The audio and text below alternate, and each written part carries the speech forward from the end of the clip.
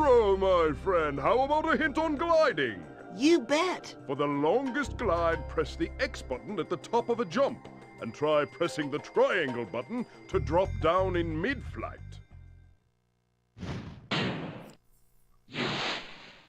Hey guys, and welcome back to Spyro the Dragon. We are back in the artisan world once again. Now we're trying to get the egg guy. I forgot there was actually like a dragon up here, but it's like it's actually really easy to miss. And because you come up here through the like floating thing. What is it? What are these called? The sparkles that float you up in the air? Floater sparkles, I guess. I don't know. And you go up through that, and then like you just go straight ahead to get across to the thief guy. But if you just turn around a second, you can see that there's like a dragon there. But hey, I'm not doing a walkthrough of this game. I'm just having fun playing Spyro the Dragon. Okay, so... Oh god, getting these blue guys when I was younger was one of the hardest things in the world. And I think it's not just for me. I think they were just difficult to get. But I think, the technique that I've learned through playing this game or replaying this game when I got older was... like...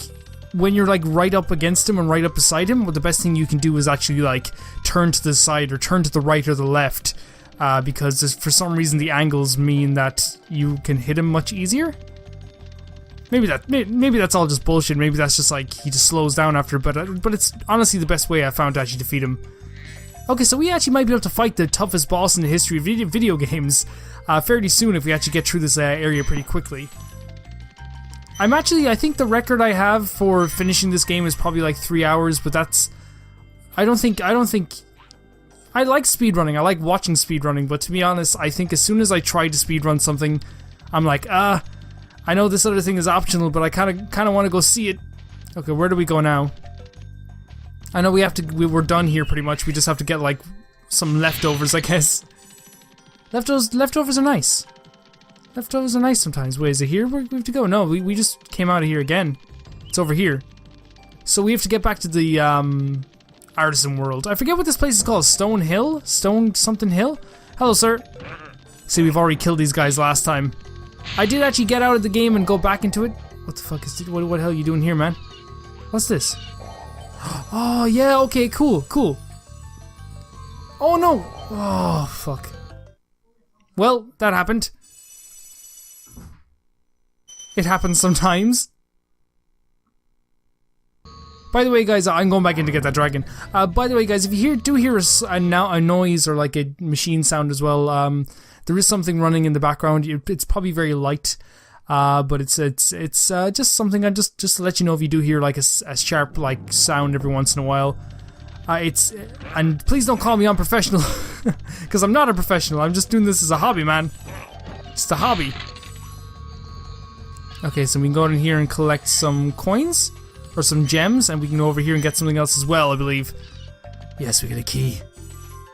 Like, now looking back at this now, it seems so freaking easy, but when I was younger, I honestly felt like so special when I found this area. When I came down here and I was like, oh, I'm gonna die, and I was like, oh, secret, I felt special, and I think more games should try to make their players feel better about themselves. After you freed all the dragons, pass through this fancy vortex thingamajigger. It'll take you back to the artisan home. But first, let me tell you a story. No thanks. See ya. No thanks, see ya. Okay, now we can leave this world. Like, I feel like a lot of times in video games now, we don't get those feelings anymore of feeling extremely smart unless we play a really good puzzle game. There are a few puzzle games, though, that do it extremely well, and, like, oh my god, like, I watched my friend play The Witness at one point, and I had to stop because I was like, I want to play all this by myself.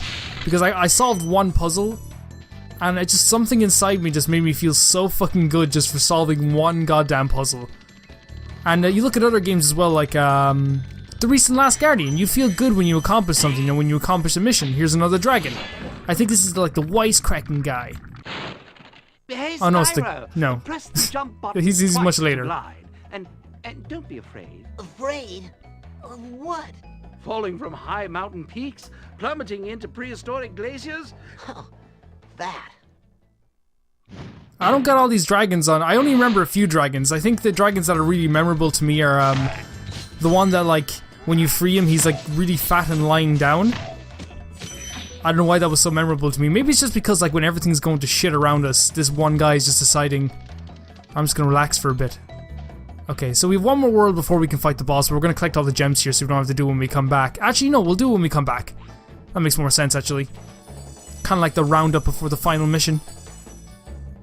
And then we can actually move on to the, This area leaves a lot of people stumped, I've seen, on their first playthroughs. And it's like, it's one particular part of how to get to the blue guy holding the egg. The blue egg snatchers. Oh, but the music in this area is freaking fantastic.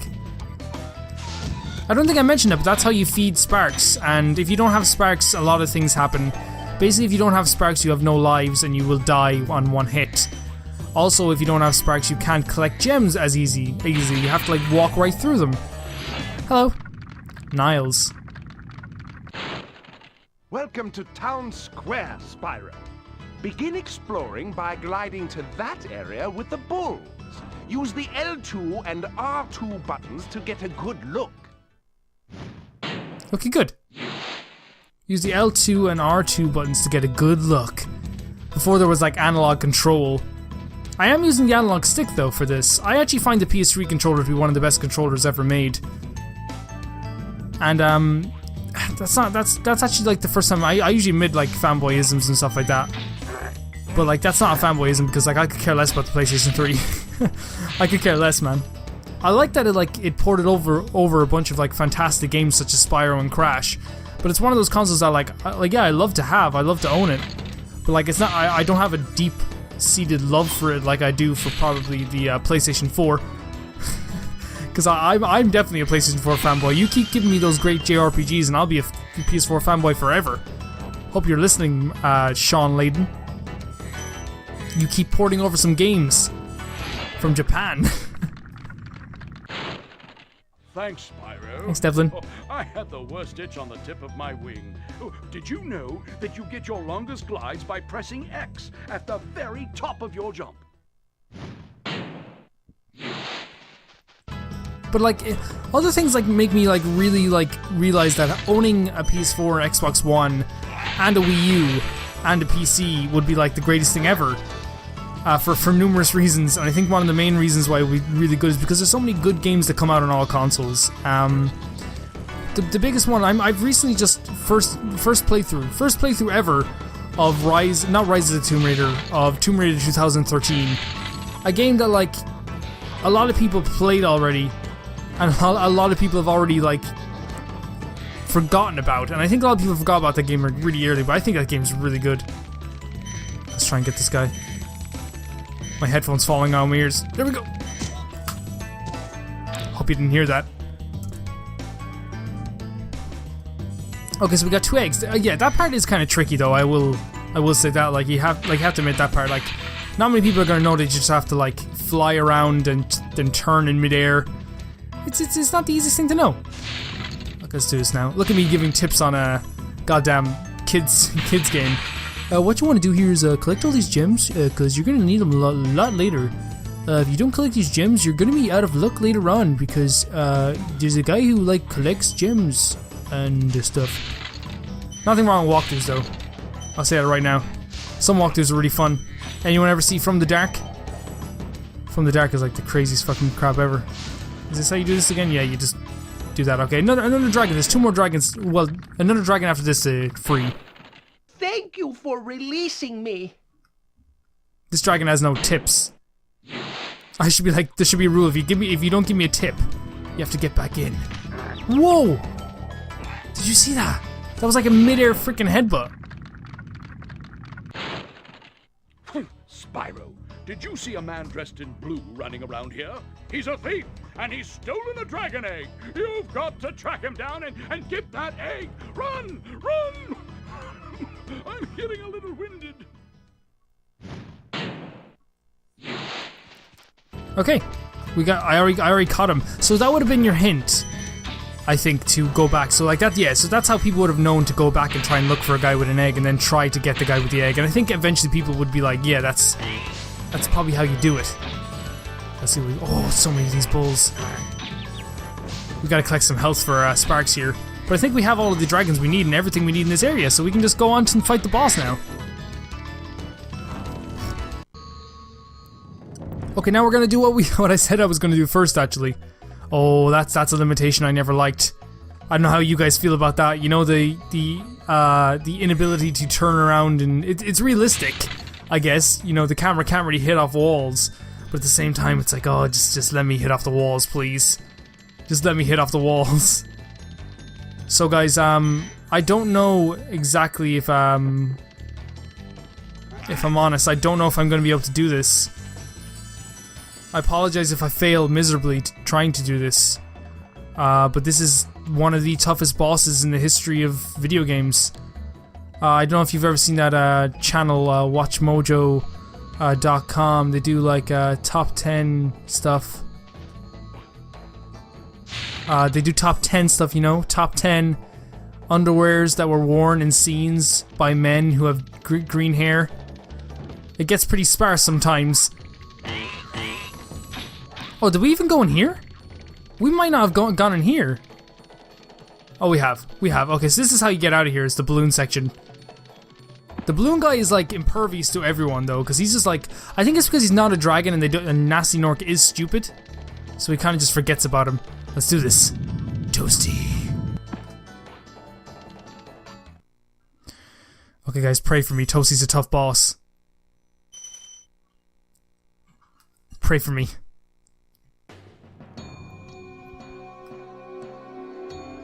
Oh, I love the music though for Toasty.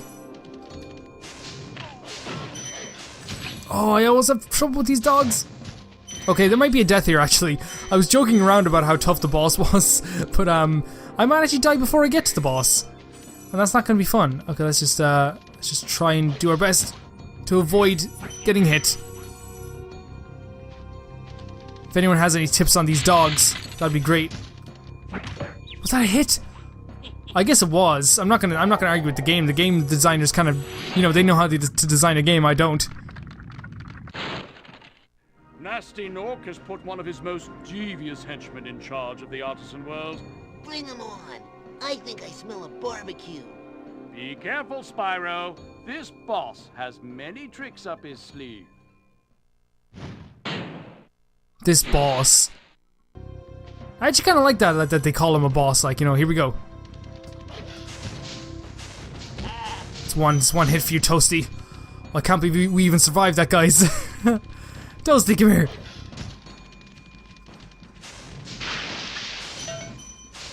Okay, Toasty. I'm leaving a gem behind just to get you.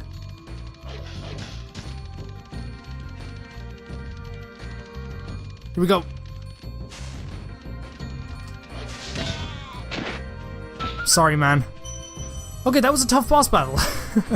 No, none of the boss battles here. That was by the way a fake laugh. I don't know why I added it in there, but I just did. I don't know why the bosses are not really hard in this game. I think they've always been kind of easy. I think the only one that even poses a threat is Dr. Shemp, and the only reason he poses a threat is because the terrain coming towards him. So guys, we've done this. We've actually beaten this area. The artisan world is beaten. There is a hidden like flying levels, but I never really enjoyed those that much, so I'm only going to do the stuff that I really enjoy, and that's every single world in this game. So in the next one, we're going to head on and head over to the next world. Thank you very much for watching. I hope you enjoyed this.